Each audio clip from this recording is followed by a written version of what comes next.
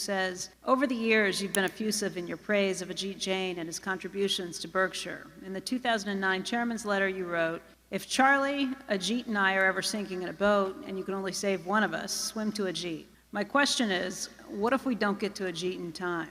Please comment on the impact on national indemnity in Berkshire and whether or not there's another Ajit in the House. There's not another Ajit in the House.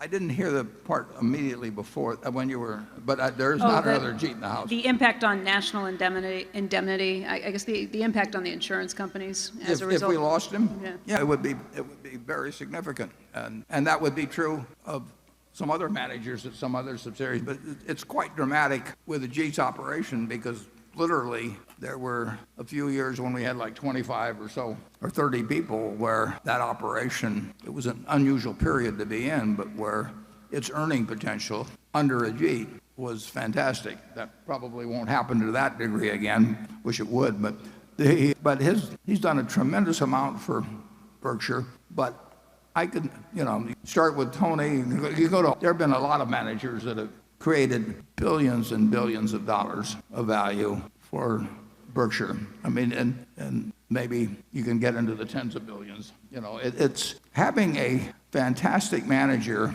that has a large potential business available to them and who makes the most of it. It's huge over time. You don't see it necessarily in a week or a month or anything of the sort. But when you're building capital value, I mean, think of the value of Jeff Bezos to Amazon. I mean, that it wouldn't have happened without him, and you're looking at huge values. And I could name other situations. The value of Tom Murphy and Dan Burke was the difference between zero and what they ended up with. I mean, they built that thing from a bankrupt UHF station in Albany. It wasn't that they didn't invent television or anything of the sort. They just managed it so well.